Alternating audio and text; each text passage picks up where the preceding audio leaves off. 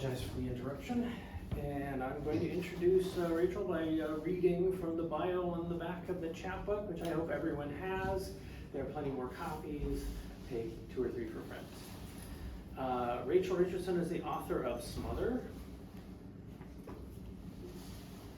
and 2 previous books, Copperhead and Hundred-Year Wave. Her writing appears in the New York Times Magazine, The Atlantic, the Yale Review, also at the Poetry Foundation website and elsewhere. Rachel was a 2024 to 25 distinguished visiting writer in the MFA program at St. Mary's College, and she leads regular poetry workshops for the community through Left Margin Lit, a literary arts center in Berkeley. After a couple of decades wandering the South and West, she lives in North Berkeley, half a mile from where she was born. Thank you, Rachel. Thanks for having me, Glenn. Thank you, people who come to the library, for doing that, for being involved in books and the life of books around here. It's so important. I grew up here. My best friend lives next door to this library, my best friend from childhood, and she's not here because she has other obligations. She might drop in for a minute, but this community has been a really important part of my life and a part of my becoming a writer, I think. Like growing up in Berkeley and coming to its libraries has been really central in my figuring out what I loved about writing and why I wanted to do it. So this is a book, I'm going to read to you from my new book, Smother. It's a book that's about California. It's really an ode to Berkeley in a lot of ways, and because I can see who's in my audience, I made a couple last minute adjustments here. So parents of young-ish kids, feel free to leave when you need to leave, but I have some Tuolumne poems for you. The Berkeley camps, the Berkeley libraries, Berkeley schools have been a big part of my life, and now they're a big part of my kids' lives. This is a book about raising kids now in Berkeley. And I did not mean to make it about fire, but because we had all of these fires that sort of kept sweeping in the last, starting about 2017, and the smoke from those fires, that sort of became a major theme in the book. So I'll start with this poem, Creek Fire, which you'll remember the day if you lived here 5 years ago, September 9th, 2020, when that sort of confluence of multiple fires, it wasn't just the Creek Fire, but that made for a better title, sort of came together and made our day orange, right? The sun never really came through. And we all tried to figure out how to describe what that was like to people who were far away and couldn't really explain it, how bad that felt. Creek Fire. The dark comes in on my girl's 10th birthday. Fire bearing crow feathers. No, ash. It comes with its big breath, sun without light. Cold morning in the surrounding counties, everyone blinking, looking around, phones lifted to the horizon.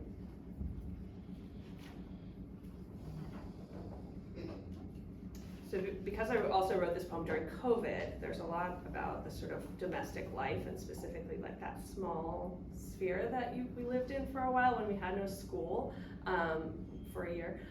So we just sort of lived in our backyards and in our houses and tried to make a world out of that, which didn't work that well. We really missed the social fabric of community places like this. This is a poem that takes place in my backyard, sort of because of that, and my mood in it probably had to do with like COVID frustrations, but anyway. Domestic. Yesterday, as he was hacking down the passion flower vine, my husband, whom I directed to do this, brutal creature that I have become, destroyer of the purple spiked flower and the fritillary's nectar, who put the power whacker in his hands, its handle bright orange so that it could not get lost in the weeds, its toothed blades, heft of gas power in the palm. Yesterday, as he was doing my bidding on a ladder against the house, gently pulling, then buzzing one tendril after another, there was a sudden cry.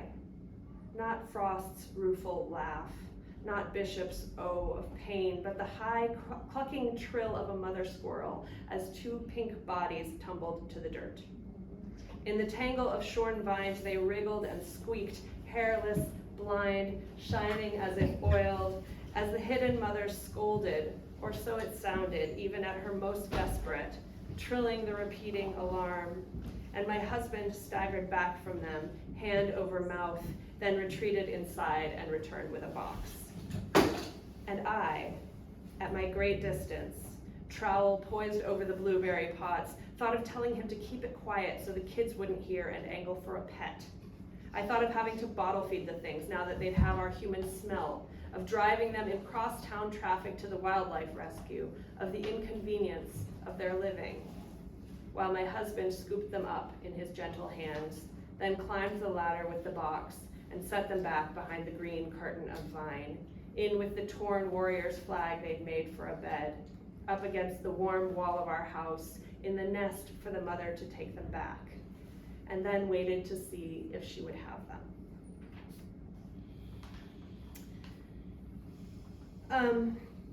So this is a book about motherhood as much as it is about fire and as much as it is about anything else in our time. It's sort of how do you do that? How do we parent children and think about a future when things are burning? This is a poem called Tamarack Fire. There are several fires in the beginning of this book. That was a fire. It wasn't a particularly big fire. You may not remember it by name. But it was a surprising fire because CAL FIRE decided not to fight it because they thought it would go out, and they had bigger fires to fight elsewhere. This is in 2021, I think. And my kids were at Echo Lake Camp, City of Berkeley Camp, in South Lake Tahoe, and the fire took a turn and it was sort of close to them. It wasn't like going to actually approach the camp, but it created a lot of smoke. And so this is a poem about the technology that we use when we are anxious about such things. You probably recognize the technology I'm talking about, the air quality apps that we would check. Tamarack Fire. I upload again and again the little circles on the map representing their air, my children in their tents, cursing when red turns to purple, praying to the God I pray to, which is no God, which is the vast smoky sky, for orange, then yellow. Let me be so bold as to pray for green. Children in their tents are not a metaphor. The fire burning 30 miles away is not a metaphor. What will reach them and what will not reach them is not the question. I am 150 miles away, 3 hours, 18 minutes drive time in current traffic. I sit, then stand, then sit. They're probably in the rec hall now, playing board games so as not to tax their lungs.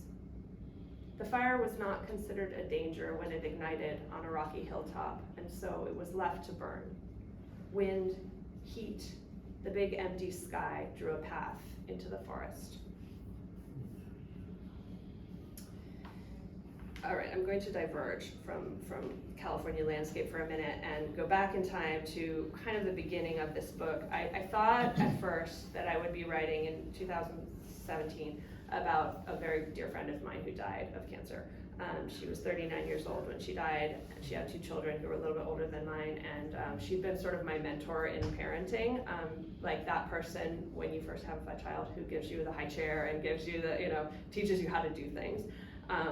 I had all her hand-me-downs, and she was a very dear friend of mine. So when she died, I had a really hard time thinking about that, the fact of her small children, and there's no mother now, and my own distance from her. I had just moved to California as she was dying. We lived together in North Carolina for several years before that. So this is a poem about kind of that before I knew that she was dying, but the weird way that life and death kind of come together. The wind and the rain. In those first weeks, and I guess I'll say, just in case you don't hear it right away, the she that I'm talking about is my daughter, my baby. In those first weeks, first because she was newly arrived, and so the scene had reset as unfamiliar, a blank line, even though for others it was the middle of a project at the office or a round of blood work or simply another February. In those days, weeks, her first of feeling wind on her face and her mother's, my hand at her forehead, shielding the skin from rain. The neighbors had mostly taken down the lit balls that blazed in trees from Thanksgiving through the darkest days, and wet yellow leaves clogged the gutters, slicking sidewalks. Someone had given us a fish hat, a bit of whimsy, a chartreuse knit whose softness seemed right for someone so newly born, that jarring color and the fin swaying atop her head. She was bunched to my chest, so it swayed at my heart. Little fish, swept along the sidewalks of a pallid college town, raining and between rains, then bursts of sun from breaches in the pillowed clouds. Her mouth opened in an asymmetrical yawn because of a paralyzed lip. Fairly common, the doctor said, and after she learns your expressions, you'll only see it when she cries. Open, shut, cry, be calmed. She wriggles into spring. The days get longer, and probably it is here in the story that down the street, a cluster of Nina's cells begin to mutate, though it will be another year before she feels the lump. Shakespeare's fools always let us in on the truth of the scene when the dramatic figures are too busy, caught in their morning plans, suiting up in the handmaid's skirts, writing a love note in a disguised hand. The way Feste, under clear skies after the royals' double wedding, skips off stage singing, "For the rain, it raineth every day." I just realized I get to have someone in the audience here who was in that 5th grade play with me of Twelfth Night, which became my favorite Shakespeare play. I never forgot it. Named my daughter after Olivia in that play. And that was the reference in this poem. So cool how things in Berkeley come together that way. Okay, I think I'll read. I'll read a couple more poems about my friend Nina, and then I'll move on. Bye. See you later.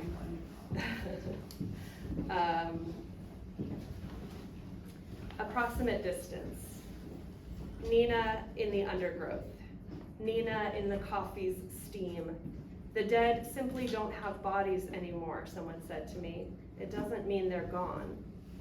The word horse unhorses every other word, C.D. Wright wrote. Say her name. The reeds move.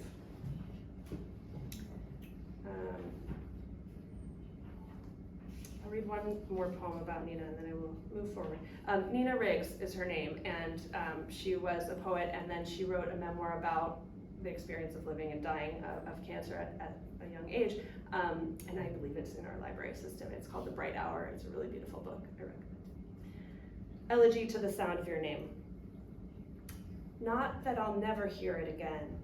Your N, soft center like a hammock leading to the smaller N, the sigh. Your name is the same in 5 languages, and all the women sharing it prance around the earth, and people call out for them. It can't be made to sound like keening, no matter how slowly wailed.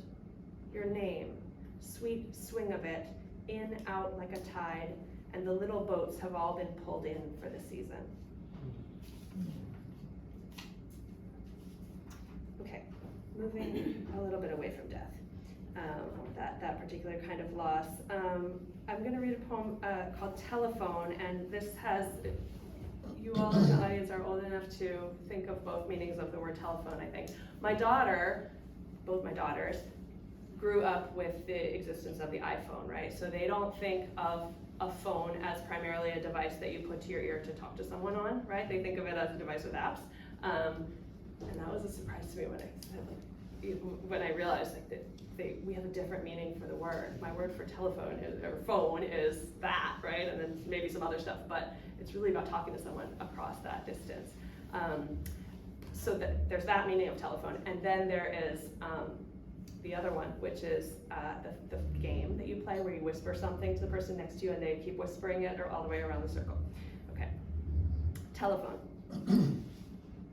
Warm movement on skin, voice brought inside my ear as if through that cord I used to weave around my index finger, ring finger, across wrists to cuff me to its sound, its intelligible replication of the human voice.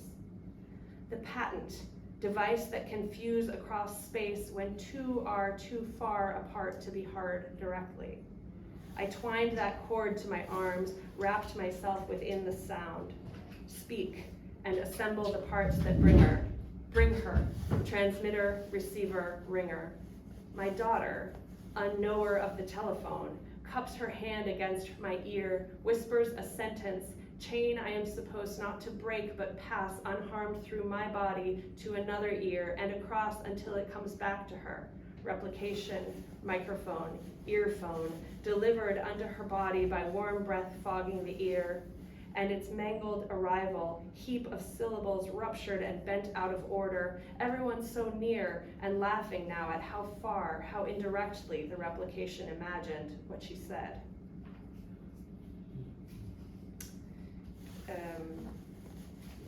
All right, I'll just read a few more, and then we can talk.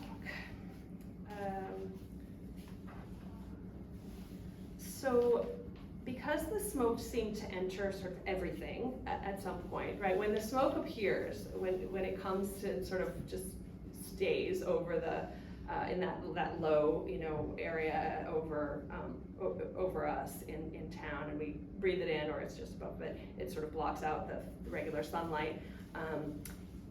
It feels like it can sort of get into everything, right? You're supposed to lock close your doors, shut out, seal your windows when the air quality is bad. But it gets into the air. It gets into the soil. It gets into the water. It gets into everything. The way we think, the way the feelings we have, the moods we're in. It felt so like it permeated everything. And so I wrote about that some in this book, and I started thinking about that in terms of poems too. That it just kept entering my poems in ways that. In images in ways that felt weird to me. And so I decided to try this exercise in which I thought about all the poems in the world, like what if smoke entered them? So I wrote a poem, a cento, which is a poem that is a collage poem. It takes lines from other poets and it puts them together in a new arrangement. So your role as the poet is basically just the collagist, the collage artist, curator. So I did that, except that I changed the main noun in all of these rather famous lines of poetry to become smoke. So you'll probably recognize some of these lines. See if you do. Smoke cento. The smoke wades through black jade. Smoke knows why the caged bird sings. Everyone forgets the smoke also flew. The smoke too sings America. The smoke is elegy to what it signifies. Smoke is the thing with feathers. Smoke loved the earth so much she wanted to stay forever. The smoke diverged in a yellow wood. Smoke kept us warm, covering earth in forgetful snow. But I know too that the smoke is involved in what I know. I think I'll read two more and then end there. This is called Girlfriend Poem Renee. It's sort of an ode to one of my living women friends. This is a woman who I, during the pandemic when we had no school, we joined up as a two-family pod and kind of tried to create school together. So this is about the adventures and misadventures, and you'll all remember that's fall 2020. So other things are happening too, like the fires and like the presidential election of 2020, right? I lived in North Berkeley. My kids went to Thousand Oaks School, which you may remember is the school that Kamala Harris went to for a brief period and was part of the sort of integration of that school. So I mentioned that in this poem. Girlfriend poem, Renee. When we had no school, we made a school. Maps and Senate contests pasted on my wall, and the timeline of American history the way we wanted it told on yours. The kids walked between our houses, and you made bean soup, and I made yogurt, and we delivered them by child courier, your day or my day to be teacher, and you yelled at the kids, and I yelled at the kids, and we apologized. And I forget which one of us thought up a whole new currency to teach them economics, and whose day was the day the sky stayed orange and we broke into the school playground because breathing smoke on the monkey bars was worth it. And we read about Ma Ingalls on the prairie in 7 months of winter, and little Kamala Harris integrating our kids' own school. And we tried to remember our luck in the world, as you made sourdough, or I did, and I made leaf etchings, or you did, and we packed the kids into the van to the beach to get off grid when the election came. We camped among the shorn native grasses, mowed flat to prevent wildfire by the cold ocean, and we didn't know how the votes were being tallied and who would run the country and sign bills into law and how those laws would treat our children's small bodies and our own. Then all our flashlights died and the dark came down fast. But the kids stayed in the ocean until last light, their clothes plastered to their skin in salt water and sand, until they delivered themselves to us, expecting us to peel them free and find them something dry, our own clothes, our bodies, and build a fire and bring them to it, and then lie on top of the picnic table in our sleeping bags and identify the stars. And you did, or I did, or we named enough possible constellations with confidence that the kids believed we knew. And our nylon tents were our den, and our children tumbled and bit, and we wanted school back and these creatures out of the house. And you know all these things as well as I do, but we're forgetting already, and that's why I'm saying this. I'm writing it down because if you and I know anything, we know it goes. I will end with this one, which is another kind of love poem to Berkeley Tuolumne Camp, which burned down in the rimfire in 2013, and so there was a sort of generation of kids that didn't get to go for 8 years, but they rebuilt it, and in 2022 we got to go back for the first time, which was also the 100-year anniversary of the camp. This poem is about the winter before that, when they invited, the Friends of Berkeley Tuolumne Camp invited Berkeley families up to help plant trees to be around the new camp, because the new camp is beautiful with buildings, but it had no trees, right? It was suddenly this very bare landscape. After fire, the kids cradled baby trees in their arms, plastic conical pots with the starts of incense cedars and ponderosas sprouting upward, tiny shivers of needles spurting from thin beginnings of branch. And we trudged up the hillside with paper packets of nutrients, tree tea stuffed in our jeans pockets to toss into the planting holes. The rains were coming. Everything felt lucky. We shuddered in the cold air, like the cold clear air, like saplings, our fingers numbing in flimsy garden gloves. The camp's engineer shouted instructions to our assembled group, space them 6 feet apart, all over the hill. To feed the roots, scavenge for biochar left from the burn.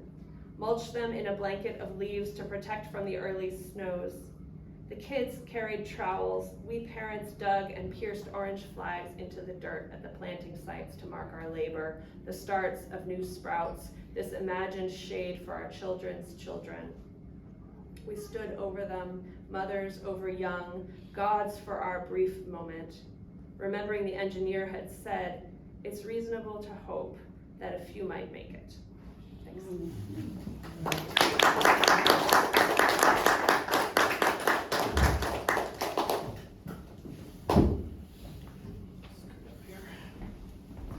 And put this down a little bit so we can see each other. Great. Put your water back there. You as well.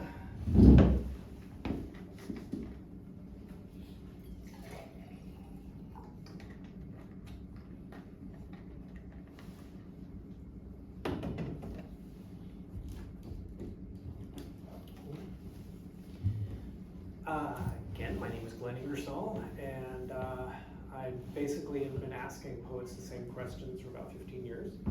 So let's start with the one of my favorites, my poetry. What does it, The biggest question. what does it do for you, and maybe expand on that a little bit for other people as well? I mean, your own poetry for other people. Well, you could answer that better than I could, the second part. But I think, so for me, I was drawn to poetry very early in life. Like, I think I knew I wanted to be a poet by about age 13. And I love language, I love story. I think as soon as I became a reader, I wanted to be in books all the time.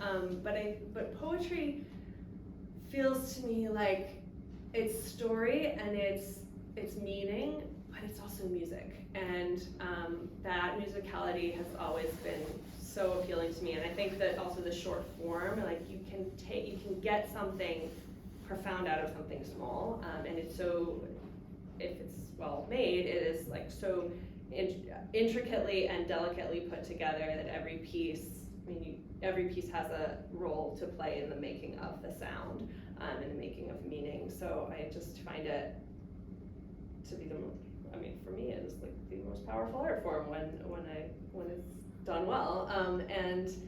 I just find it to be a really beautiful kind of communication. And it's also really intimate, right? It comes from one person to one reader at a time. Maybe multiple people in a room if you read it out loud, but it's really meant to be read on the page as this little gift. And so there's a great intimacy in that too. So from 13. So what started? She knows. I noticed then. What precipitated the first poem? The first poem ever? No, the first poem. If you know that, I would appreciate hearing it. Okay, well, I don't know that. From your own personal history, your connection that led from appreciating other people's poems to writing, and then continuing to enjoy writing your own. Well, maybe it didn't always just come to me from appreciating other poems, because I don't remember when I was that age, any poems that really struck me that way. But things that did strike me were songs and were like Shakespeare's plays. When I first read Twelfth Night in 5th grade, I had this amazing British English teacher who was just such a lover of language, and she spent we spent a year going through that book and listening to it, and that's in blank verse, the whole thing, it's in meter, and so you're hearing a poem, and it's musical, it's funny, it's dramatic, it's got tension in it, it moves, and so that was maybe my first exposure to that kind of language, or my first attention to it, and I immediately loved it. I never wanted to be a playwright, but I just immediately loved that, what you could do with language if you paid close attention to it. My mother, if she were here in this audience, would probably say that my best poem ever was the poem that I wrote in 7th grade.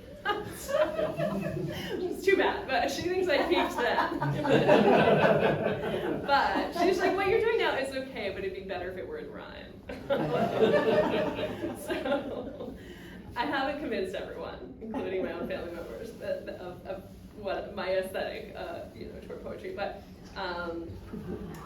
oh, hello. So this is becoming a family reading. That's my father.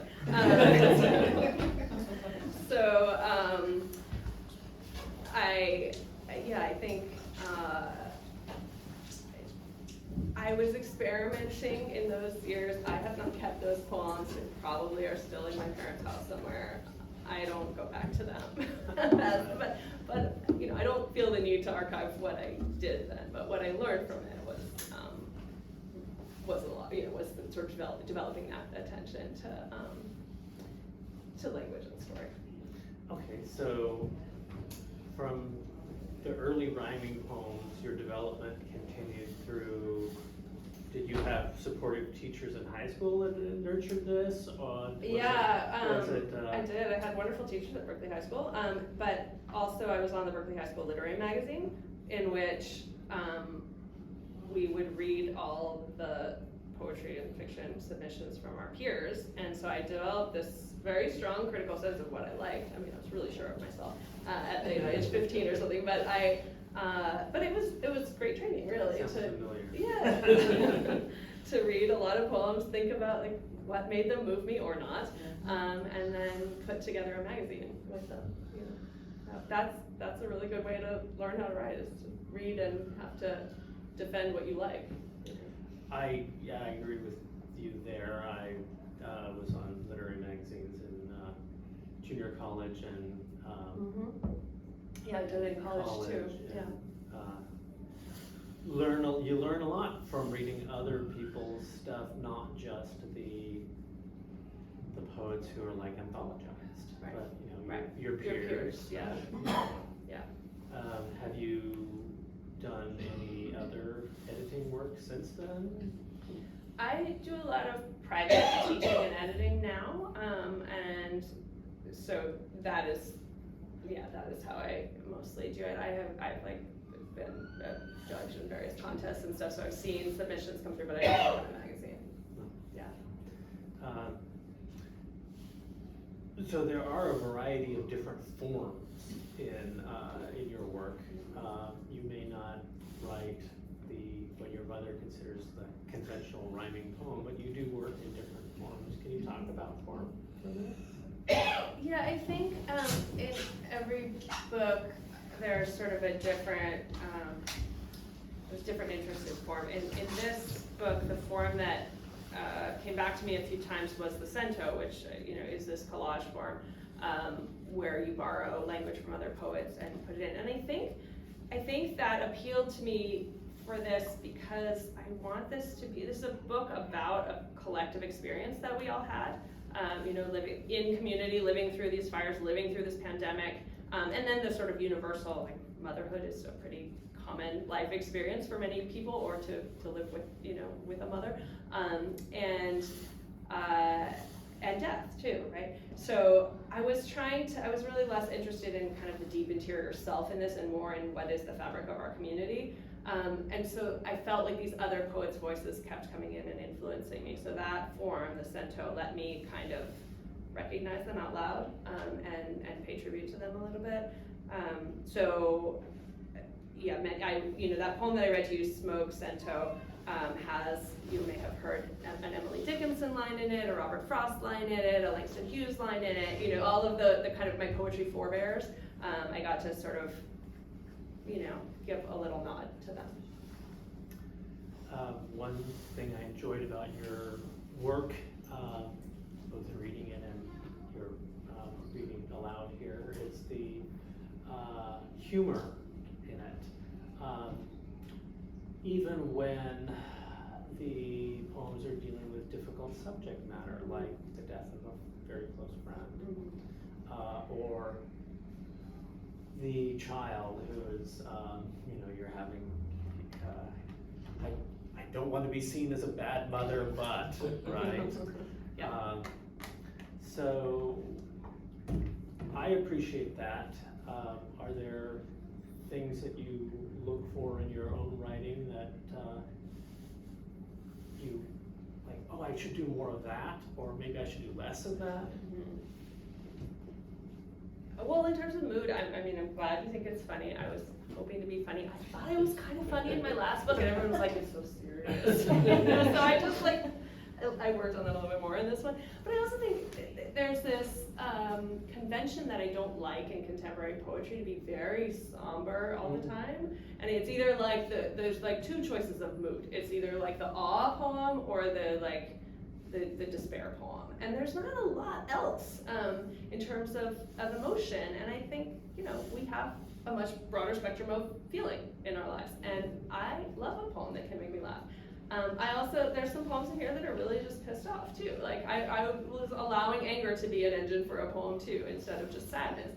And so I hope that, I hope you feel that in the poems. I think that is a driving kind of force of them and kind of my life. I mean, motherhood is a very funny experience, right? Like, kids are funny and also infuriating sometimes. And also, you have this wide spectrum of emotion all the time as a parent. So I hope that some of that range is in this book.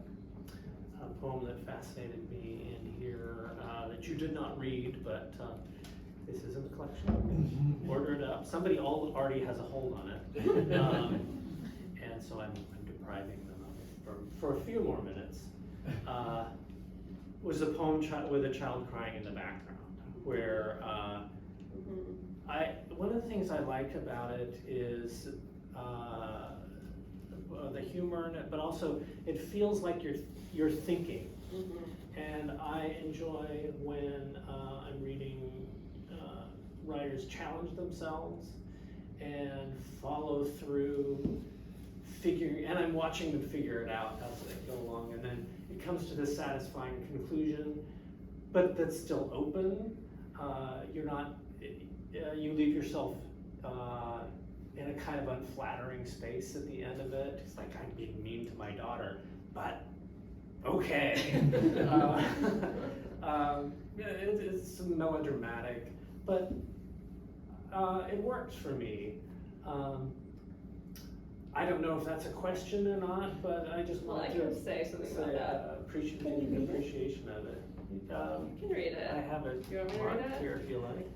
I get scared to read this poem. It does make me look bad. But here you go. Poem with child crying in the background. The dog scratches.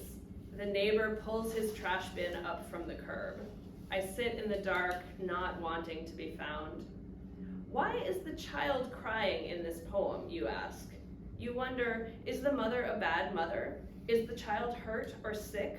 Or is this just to say this is a mother poem, choosing its audience because the author, who is the mother, needs a friend to say, you still have a brain. You write poems. Your child is fine. She'll be fine. She'll never remember when she's your age how you yelled at her to shut up after the question that had only two answers, yes or no, kept getting answered neither. It's the wailing, the grievance like a knife into the ear that shapes the poem. I'm sorry, I'm trying to hear another kind of music, but thinking only of discordant things like the gymnastics coach who killed himself. Not just monstrous enough to aid in the abuse of the other coach, the one whose name we all know, but not monstrous enough to feel no remorse. Or maybe it was only fear he felt. He'd been caught. I'm monstrous too, though, writing my poem with this wailing in the background that doesn't stop, hasn't stopped, and wanting someone to pity me, because the argument was about whether she'd allow me to remove her Band-Aid, which she wanted removed, but didn't. And I didn't consider, didn't wait for a turn, or quiet myself to hear under her wailing another rhythm. I am not always here for the life of the poem. Sometimes what I want is absolute power. Sometimes I want to pick up her little body and set her down in a desert like the ancient gods did to the infidels, and watch her eyes widen at the expanse of dunes and dry heat. But she was screaming in the narrow bathroom, and I could only look at my own face 3 ways in the mirror, white tile gleaming everywhere behind us, so I reached down, took her in my talons, and tore the bandage from her arm.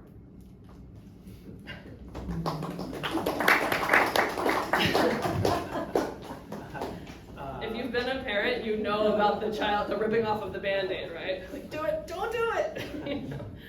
It went on a long time.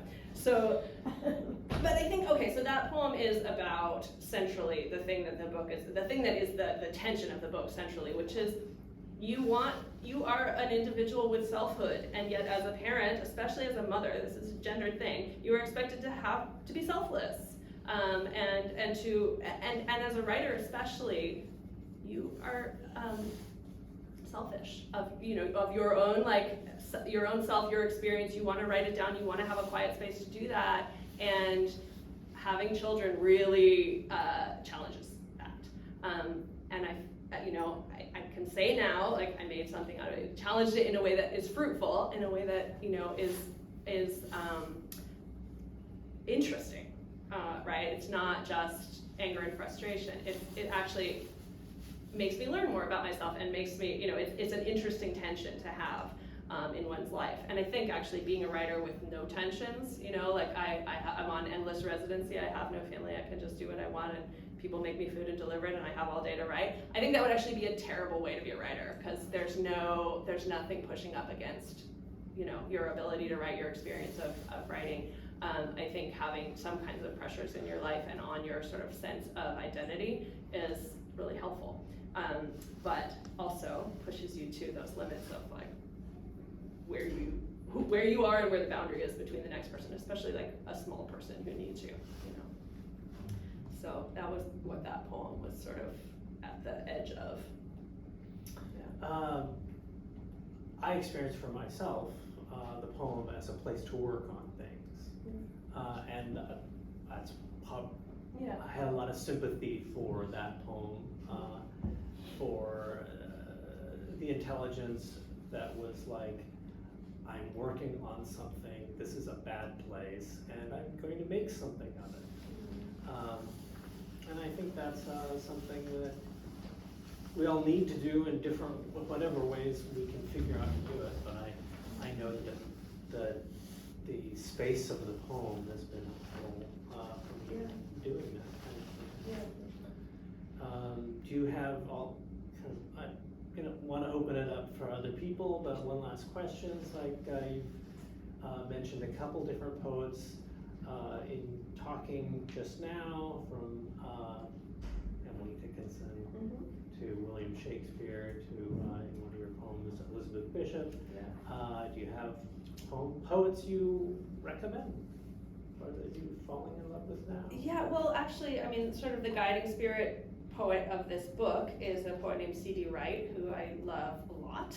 She died right at the beginning of when I was writing this as well, in early 2016. And so I was missing my friend Nina in person. I was missing C.D. Wright on the page, just the idea that I didn't know her in person, but that there would never be more work from her, and that mind was not going to produce more poetry for us, because it meant so much to me artistically, and I learned a lot from her. So that's a big influence in this book, and I recommend her to all of you. She's a really great writer and sort of documentarian, and like really wild and kind of bizarre. Like, she does not follow any sort of sense of like boundaries of the poem unit or the page or anything. She's always sort of expanding that idea, but really amazing poet. And so she's one, and then I have this other cento in here that maybe provides you a good list of other poems, or other poets who I was kind of learning from and would recommend. Louise Glick, Dory Graham, Zbigniew Herbert, Sharon Olds, Lucille Clifton. Those are all other influences in this book and on me. There's probably a whole bunch more we could go look at in the poetry section, but that's what I'll say for now. Okay, well, people waiting to say something. Oh, I'm curious your inspiration. You were talking about music and lyrics. Yeah. Self-confessed Swiftie. Yeah. Love it. Okay. I'm curious who you love. Lots of people, but I think the one that I feel like sort of connects to my writing the most, or I see as like a parallel to a kind of artist, like a kind of thinker, is Gillian Welch. You like her? And I think I learned a lot from her, actually, because this is the thing that we lose when we listen to music on Spotify, but the album, the idea of the album and how the pieces of, in that case, songs, go together to make a sort of larger thing that is the album. I think she has such a beautiful sense of that there's this like real arc and story in her albums. And so one of them, Time the Revelator, I listened to so many times when I was writing my first book, and just thought about how the story of Martin Luther King and the story of Elvis and the story of Lincoln all kind of come back, and then she riffs off of them in various different places in the album. And if you listen from beginning to end, you get all these cool echoes, and then different sort of melodic riffs and ways that it's sort of tied together beyond the individual song. So I thought that is what a book of poems should do, right? An individual poem, you want to sound musical, you want to be beautiful as this individual composition, but as the book as a whole should do more than just collect individual compositions, right? It should do this thing that connects them. And so I love her for that. I love listening to her at sort of at length for that. No, I agree. I listen now to albums. Yeah. If you can take. Yeah, I mean, the artists put them together for a reason, in that way, right? That's how they're supposed to be Which Gillian Welch wasn't the gravel on. Oh, that's Lucinda Williams. Also, I get it. Also great, Okay. but no, that's another good one. But Time the Revelator. Time the Revelator. Thank you. Amazing album. I was wondering, does a poem ever come to you from the ending, instead of the beginning? Oh, I like that question. I don't know where poems come to me from, ever. Although I usually do start writing them at the beginning. Ending, that's really interesting.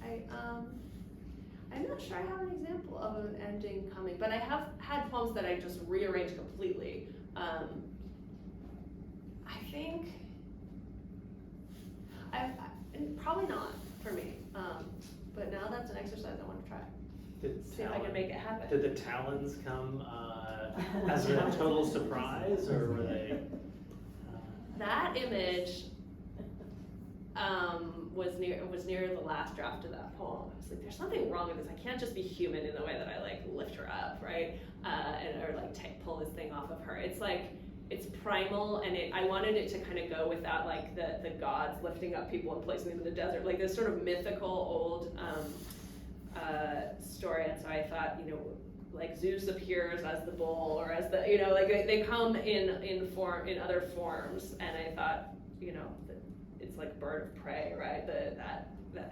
There's something,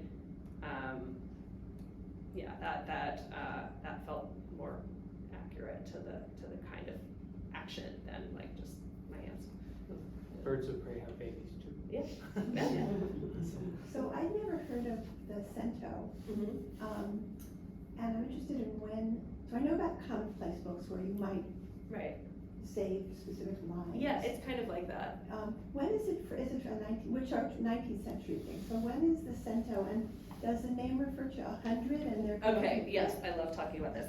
Also, I love this so much as a form. I think it's really fun, really accessible, and a playful form, and also like an interestingly kind of like political and subversive form.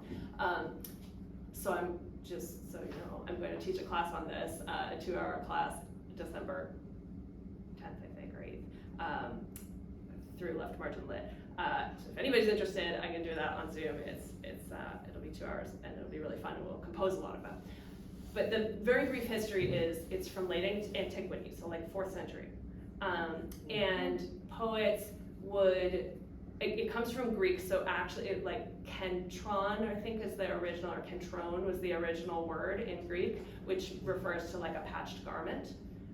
So it does not have anything to do with Italian cento, 100. There's nothing related to that, although a lot of poets have confused it and said, yes, it's a form that has to have 100 lines. No, that's not in the original understanding of it, but we revise things in how they get passed down, so maybe you could try it that way too.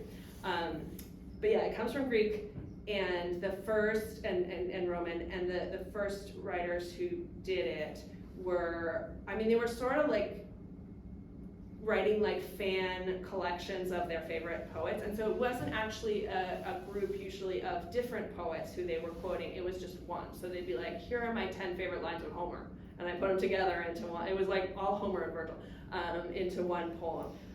So a bunch of different people had like their version of like best of Horace, or best of Virgil, best of Homer, you know, compositions. And so, then it was kind of buried for a long time. It was considered like, this is not real art, you're just quoting this, you know, other better artists than you. So this is just sort of a parlor trick. And it was not, the Romantics hated it. It was not a thing that had any respect until the modernists, like Eliot and Pound in the mid-century, mid-20th century, who became very interested in, you know, everything is influence. None of us has original thoughts. We're all like kind of constantly sampling from the things that have influenced us. And so they were like, well, the cento actually is the form that does that the most organically.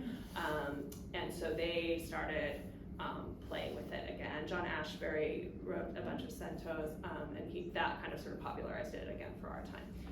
Yeah.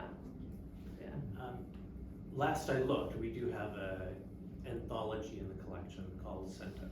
So if you want to Google that, it's a contemporary poets collection, creating centos. Anyone else have questions? There are people I know in here who have worked with Rachel as students, as colleagues. Anything you want to share about the experience? You don't have to feel like you're on the spot. I'll move on. Review. She's a gifted teacher. But I was particularly interested when you talked about the song quality. Even before you said the word, I said, I wonder if she knows it's so musical. And of course you do. But I also had this feeling that there's similarities to painting. That you're painting a picture. Yeah.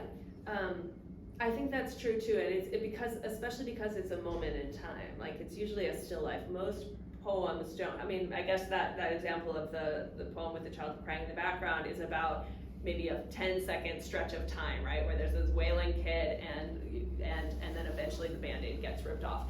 But that's a very short scene. Like, most poems don't have, you know, this happened and then this happened and then this happened, right?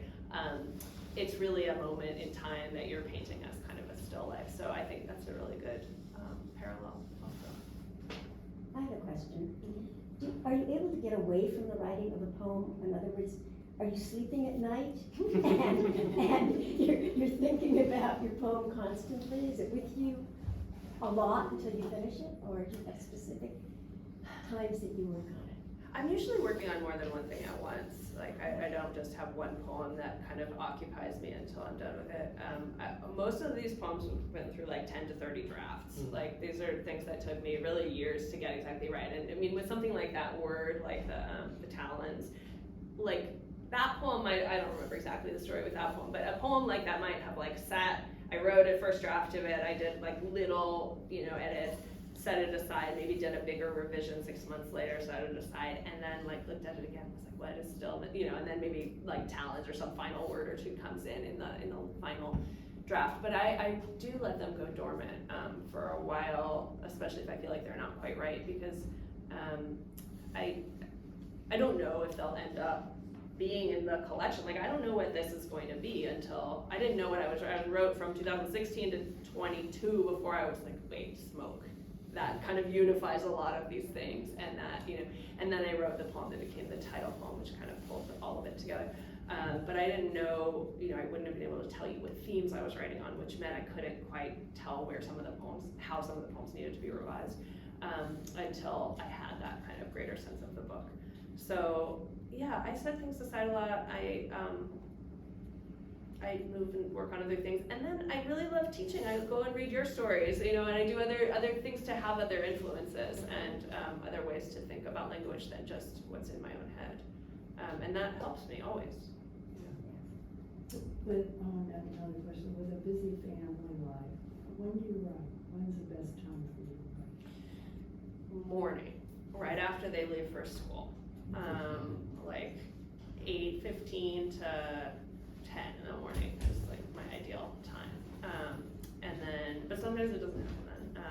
And then I sometimes am able to fit in other little, you know, bits of time. It's not perfectly scheduled for me, but mornings are usually my best. The minute the child walks out the door and the door shuts and I'm the only one home, here's my time. And that's based on circumstance, right? I mean, at different times in my life, it's been other times. It used to be like 9 p.m. to midnight when I was younger and didn't have kids. But now it's morning. Another question from this side, or? I'm just curious if, even in just the initial writing, do you ever improvise? Yeah. Like, what do you mean? Subject-wise, like sound? What do you mean? Yeah, I mean, just like, I don't know if you start with like an idea, or do you sometimes? I usually don't. I mean, I like to have a sort of, either there's like a line in my head that sounds good, and I will start with that, and I don't know where it's going, and I'll just see what happens if I keep writing. Or I like to give myself assignments. I give my students prompts all the time, and I like to do them too. Like, try to write a poem in which you use like the A sound 10 times or something, or, you know, you have like an alliterative passage, or you repeat a line 4 times in the poem, or, you know, something. Something that gives kind of a limiting factor that will then let me focus on something other than like logic. You know, I want to get away from my logical brain a little bit, because that's when the interesting stuff comes up. So yeah, I love prompts. I think like that telephone poem came out of, I think it was I don't remember how I got it actually. If I assigned it to someone else and then did it myself, probably. But the idea was take an object that's really familiar to you, that you know well, like a phone, right? And look it up in the dictionary and see how they define it and what, and you know, so that like transmitter, receiver, ringer, like that vocabulary is all technical vocabulary about the invention of the telephone that I wouldn't have, you know, thought about or had unless I had gone back and read that. And so that just felt like already that was musical, you know, microphone, telephone, earphone, and then transmitter, receiver, ringer. That's all in the OED, you know. It's like, wow, those are lines. So that kind of thing just helps get something moving for me. Could I ask if you have thoughts? We've mostly talked about the creation how about the transition from, you're working on it to getting it out there in the world by publication, by reading it aloud in places like this, or? Sorry, what's the question about it?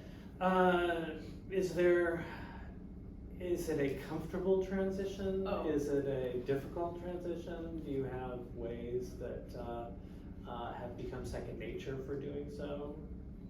I mean, I think the natural state of most writers is to be like weird hermits, wanting to stay in our little den, and just reading most of the time and being like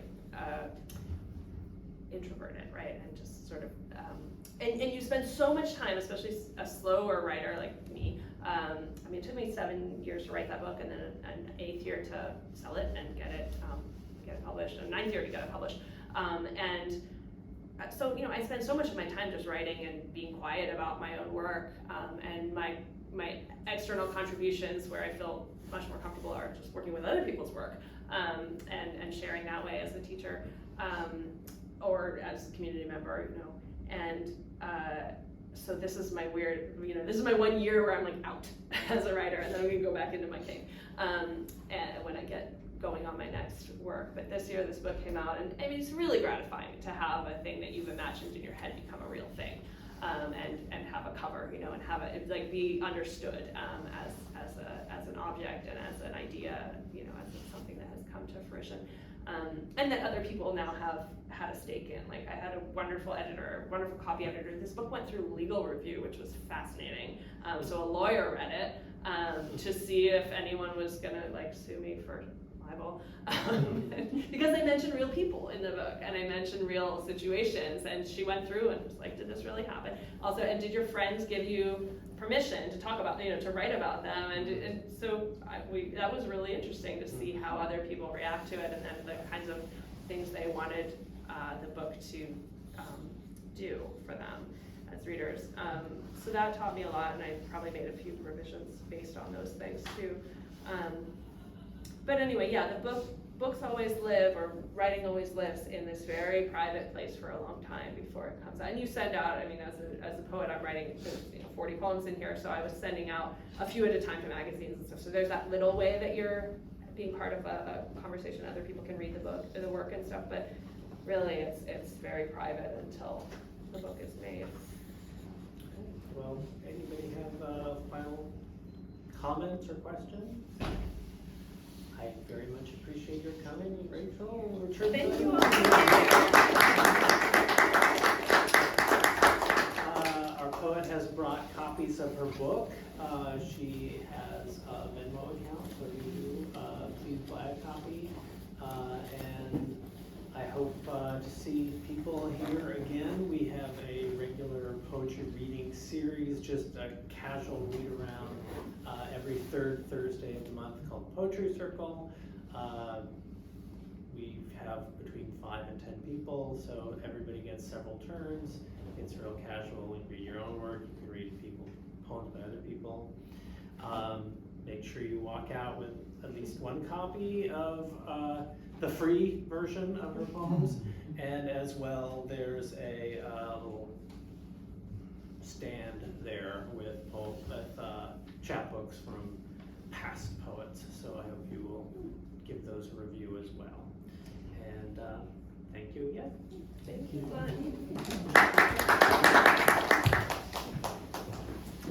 Happy to chat with anybody else, so individually.